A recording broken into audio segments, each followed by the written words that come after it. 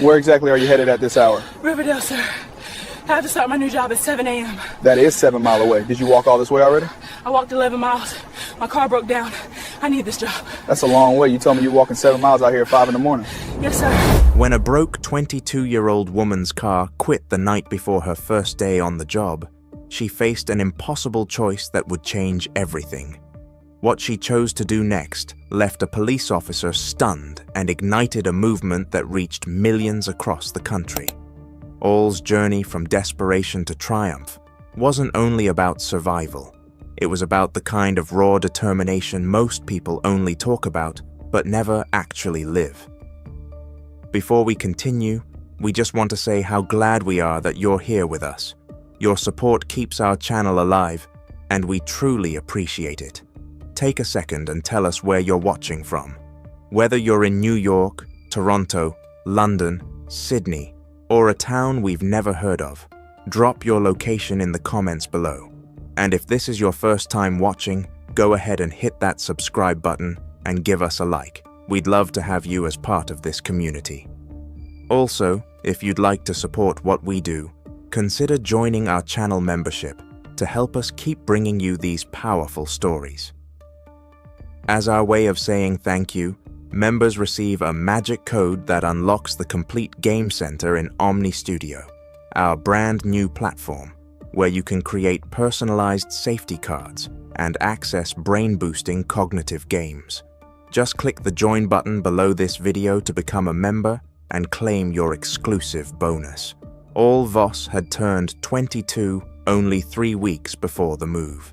She and her mother had lost nearly everything when Superstorm Zephyr tore through their neighborhood, ripping open their home and flinging their belongings across flooded streets. Insurance had covered barely half of what they needed to start over. So, they packed what remained into borrowed boxes and drove south to Vista Creek, Georgia, where her mother's cousin had offered them temporary shelter. That first week in Vista Creek felt suffocating. All watched her mother's face grow thinner with worry. Bills were piling up. Their savings had evaporated. They needed income immediately, not in a month or two. Ara applied everywhere within 20 miles.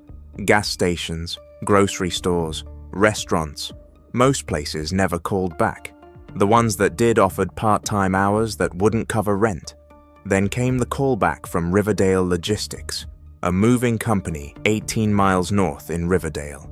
The manager, a no-nonsense woman named Martha Peterson, had looked over Ara's application and liked what she saw. Alla drove her aging sedan to the interview, hands gripping the wheel as the engine rattled ominously. She answered every question with confidence she didn't entirely feel. She needed this job desperately, and Mrs. Peterson seemed to sense it. At the end of the interview, Mrs. Peterson reached out her hand. The job was hers. Full-time benefits after 90 days. Start tomorrow morning at 7 sharp. All nearly cried with relief. She thanked Mrs. Peterson 3 times, promised she wouldn't let her down, and walked back to her car, feeling like she could finally breathe again. She turned the key, the engine rattled once, sputtered, and went dead. She tried again. Nothing. Smoke began seeping from under the hood in thick, oily clouds. All got out and stared at the car in disbelief. The engine was completely destroyed. She had no money for repairs, none. Her mother had barely enough to cover groceries for the week. Allah called a tow truck she couldn't afford and had the car dragged to a mechanic who delivered the news she already knew. The engine was dead. A full replacement would cost at least $2,000. He could maybe patch it for $800, but it would die again within weeks. Ara thanked him and walked away, her mind racing through impossible calculations. She sat on the curb outside the mechanic shop and pulled out her phone. The address for Riverdale Logistics glowed on the screen. She switched to the map and selected walking directions. The route lit up in blue. 18.3 miles. Estimated time 6 hours and 12 minutes. All couldn't stop staring at that number. 6 hours. She had to be there by 7 in the morning. If she missed her first day, Mrs. Peterson would assume she was unreliable. The job would vanish. Another family, depending on her mother's cousin for charity. Another month of watching her mother pretend everything was fine, while slowly breaking apart inside. She couldn't let that happen. She wouldn't let that happen. Ara walked the 3 miles back to the house, her decision already made. She told her mother the car had broken down, but assured her everything would be fine. She didn't mention the walk. Her mother would have tried to stop her, would have insisted they find another way, but there was no other way. That night, Alara set an alarm for 1 a.m. She laid out her sturdiest pair of sneakers, the ones with decent tread left. She filled a water bottle and tucked 2 granola bars into her jacket pocket. She tried to sleep, but mostly stared at the ceiling, running through the route in her mind. When the alarm buzzed, she didn't hesitate. She dressed in silence, laced her shoes tight, and slipped out the front door into the cool darkness. The street was empty. No cars, no lights in any windows, just her and the long road ahead. She started walking, 1 foot in front of the other. The first mile felt easy. The second mile felt manageable. By the 3rd mile, her calves were already starting to burn. The highway stretched endlessly ahead, illuminated only by the occasional streetlight and the cold glow of her phone screen. All kept the map open, watching the blue dot inch forward with agonizing slowness. She passed closed gas stations and darkened strip malls. A few trucks rumbled past, their headlights briefly flooding the road before leaving her in darkness again. By mile 5, her feet were throbbing. The sneakers that had seemed sturdy enough now felt paper-thin against the relentless pavement. She adjusted her stride, trying to favor her left foot, then her right, but the pain simply spread. She checked the time. 3:15 in the morning, she was making decent progress, but not fast enough. Ara picked up her pace. Her breathing grew heavier. Sweat soaked through her shirt despite the cool night air. She thought about her mother, sleeping peacefully back home, unaware of where her daughter was right now. She thought about Mrs. Peterson's firm handshake and the trust in her eyes when she'd offered the job. She couldn't betray that trust. Mile 7, 8 mile. Her legs were trembling now, muscles screaming with every step. She stopped once to drink water and immediately regretted it. Standing still made everything hurt worse. She forced herself to keep moving, pushing through the pain that radiated from her ankles to her hips. The sky began to lighten around 4:30. Dawn was coming, and with it the reality that she still had miles to go. R's pace had slowed considerably. Each step felt like dragging weights. Her vision blurred with exhaustion, and she blinked hard, refusing to let fatigue win. By 5 a.m., she had covered just over 11 miles. Her body was soaked in sweat. Her legs shook violently with each stride, but she was still moving, still fighting. Then she saw them flashing blue lights in her rear view, growing brighter as they approached from behind. A police cruiser. Patrolman Miles Davidson had been on duty since 10 the previous night. It had been a long, quiet shift, filled with routine traffic stops and one domestic dispute that resolved peacefully. Now, as dawn approached, he was eager to finish his patrol and head home. Then his headlights caught something unusual. A figure walking alone on the highway shoulder, moving slowly, almost staggering. At this hour on this stretch of road, that meant trouble. Drunk pedestrian, someone fleeing a crime scene, maybe someone high and disoriented. Davidson flipped on his lights and pulled alongside the figure. It was a young woman, early 20s, drenched in sweat, her face pale and exhausted. She looked up at him with wide, frightened eyes. Davidson rolled down his window and studied her carefully. She didn't appear intoxicated, no smell of alcohol. Her clothes were neat but soaked through. Her sneakers were caked in road dust. He asked where she was going. The question came out sharper than he intended, but suspicion was second nature after years of patrol. The young woman was breathing too hard to answer immediately. She bent forward, hands on her knees, trying to catch her breath. Davidson stepped out of the cruiser. He asked again, firmer this time. Where was she headed, and why was she walking the highway at 5 in the morning? The woman straightened up and met his eyes. Her voice came out in gasps, broken by exhaustion. She said she was going to Riverdale Logistics. She had to be there by 7 for her first day of work. Her car had died yesterday, and she had no other way to get there. She'd been walking since 1 a.m. Davidson stared at her. 18 miles. She'd been walking for 4 hours straight. He looked down at her trembling legs and the desperate determination in her face. This wasn't a criminal. This wasn't someone running from something. This was someone running towards something, fighting for something. Everything he thought he understood about this stop had just changed. Davidson had pulled over hundreds of people during his career. He'd heard every excuse, every sob story, every desperate plea. Most were lies wrapped in just enough truth to sound believable. But this young woman wasn't lying. He could see it in the way her entire body shook with exhaustion. He asked her name. She told him, "I Voss." He asked where she'd started. "Vista Creek," she said. He did the math in his head. She had already walked over 11 miles. In the dark, alone with 7 more to go. Davidson looked at his watch. 6:03. Even if she kept walking, she'd never make it by 7. Her legs were barely holding her up right now. But if he left her here, she'd keep trying anyway. She collapsed on this highway, trying to reach a job she'd already lost. He made his decision. He told Ara to get in the car. She hesitated, confused. He repeated himself gentler this time. Get in.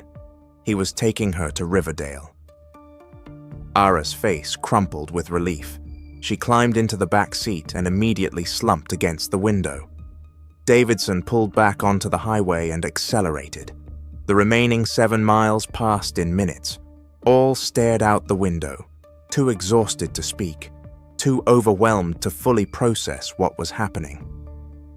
They arrived at Riverdale Logistics at 6:37, 23 minutes early. Davidson parked near the entrance and helped out of the cruiser. Her legs nearly gave out when she tried to stand. He steadied her and walked her to the door. Mrs. Peterson was inside setting up for the day. She looked up startled to see a police officer escorting her new employee. Davidson introduced himself and asked if he could speak with her privately. Mrs. Peterson's expression shifted from confusion to concern. Then Davidson told her everything. The dead car, the 1 a.m. departure, the 11-mile walk before he found her, the refusal to give up even when her body was failing. Mrs. Peterson stood there speechless, staring at with something close to awe. Mrs. Peterson had managed Riverdale Logistics for 14 years. She had hired dozens of employees, trained hundreds of temporary workers, and dealt with every personality type imaginable. She'd seen people quit after one day. She'd seen workers show up late with elaborate excuses. She'd even had someone sleep through their entire first shift and blame traffic. But she had never seen anything like this. A young woman so determined to keep her word that she'd walk through the night rather than call with an excuse.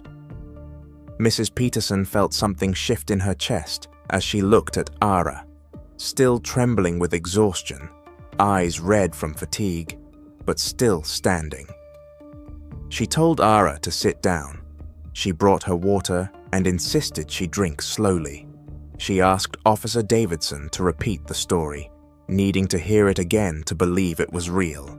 Davidson obliged, adding details about the condition he'd found in and how close she'd been to collapsing. Mrs. Peterson made a decision in that moment. This story couldn't stay quiet. People needed to hear about this kind of dedication. The world was full of complaints and excuses, and people giving up at the first obstacle. Here was someone who'd literally walked 18 miles to prove she meant what she said. After Officer Davidson left, Mrs. Peterson helped get settled. She gave her the first 2 hours to rest and recover before starting any actual work. She made sure ate something and changed into the spare clothes she kept in her office. Then, while was resting, Mrs. Peterson pulled out her phone. She opened social media and began typing. She wrote about meeting Ara the day before, about the interview and the handshake and the promise, about the car breaking down and the impossible choice, about the walk through darkness and the police escort, and the arrival 23 minutes early. She hit post and set her phone down, expecting maybe a few dozen people to see it. Maybe some friends would share it. Maybe it would inspire someone local. That would be enough. What happened next was beyond anything she could have imagined. The post went live at 7:42 in the morning. By 8:15, it had been shared 200 times. By 9:30, it had reached 10,000 shares. Local news stations in Georgia picked it up before lunch. By mid-afternoon, national outlets were calling Mrs. Peterson's office asking for interviews. The story spread like wildfire across every platform. People couldn't stop talking about the young woman who'd walked 18 miles to keep a promise. Comments poured in by the thousands. Some shared their own stories of struggle. Others offered words of encouragement. Many simply expressed disbelief that someone would go to such lengths for a job. Someone set up a GoFundMe page with a modest goal of $3,000 to help Lara repair her car. The link was shared alongside Mrs. Peterson's post. Within hours, donations started flooding in. $5, $10, $20, $50, $100. The total climbed steadily throughout the day. By evening, the fund had passed $10,000. By midnight, it had crossed $25,000. People from across the country were contributing.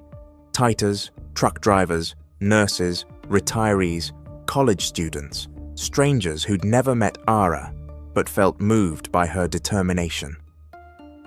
Ara had no idea any of this was happening. She'd worked her full shift despite the exhaustion, refusing special treatment. She'd learned the warehouse systems, met her co-workers, and completed every task assigned to her. When Mrs. Peterson finally showed her the post and the GoFundMe page at the end of the day, couldn't speak. She stared at the numbers on the screen, unable to process what she was seeing. The fund continued growing overnight. By the next morning, it had surpassed $40,000. Major news networks were running segments about her story. Social media influencers were sharing it with millions of followers. All's walk had become a symbol of something people desperately wanted to believe in. Hard work, dedication, refusing to quit when everything seemed impossible. But the biggest surprise was still coming, and it arrived in the form of a silver Toyota RAV4 pulling into the Riverdale Logistics parking lot 3 days later. Silas Kish had built Riverdale Logistics from a single truck and a storage unit 28 years ago. He'd grown the company into a regional powerhouse with 6 locations and over 200 employees. He'd always believed in rewarding hard work, but what he'd read about Lara went beyond hard work. It represented the kind of character you couldn't teach or train. He'd watched the story unfold from his corporate office in Atlanta. He'd read the social media posts, he'd seen the news coverage, he'd watched the GoFundMe total climb higher each day, and he'd made a decision that surprised even his own executive team. Kish drove his personal Toyota RAV4, only 8 months old, the 70 miles from Atlanta to Riverdale. He arrived mid-morning and asked Mrs. Peterson to bring to the front office. She had no idea why the CEO himself had shown up unannounced. When Ara walked into the office, Kish stood and extended his hand. He introduced himself and thanked her for the incredible dedication she'd shown.